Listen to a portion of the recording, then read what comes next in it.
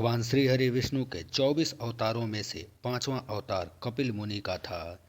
इनको ब्रह्मा जी का मानस पुत्र भी कहा गया है। कर्दम ऋषि ने शादी से पहले सतयुग में सरस्वती नदी के किनारे भगवान श्री विष्णु की घोर तपस्या की थी। उसी के परिणाम स्वरूप भगवान विष्णु कपिल मुनि के रूप में कर्दम ऋषि के यहाँ जन्मे थे।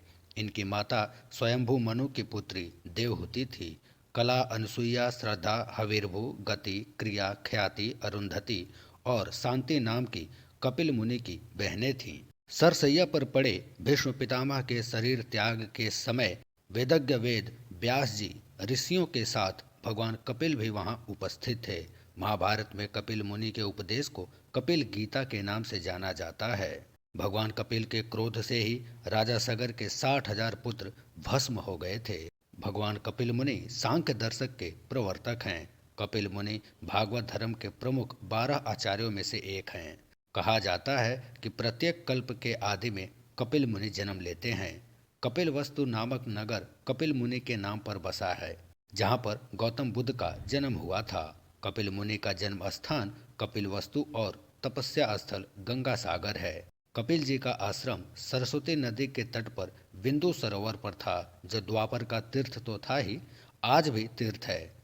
बिंदु सरोवर अहमदाबाद में है। अहमदाबाद के गुजरात से 130 किलोमीटर उत्तर में अवस्थित ऐतिहासिक सिद्धपुर में स्थित है।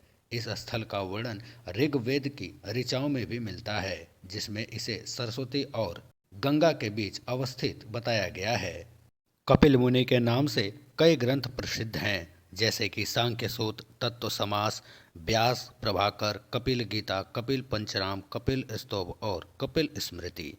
जैन श्रुति के अनुसार कपिल मुनि ने साधारण मानव समझकर श्री राम, सीता और लक्ष्मण को अपनी कुटिया से निकाल दिया था। बाद में बहुत पछताए थे जब उनको ये आभास हुआ कि श्री राम ही श्री नारायण हैं और खुद वे भी नारायण के अंश हैं। उसके बाद उनको बहुत पश्चाताप हुआ था।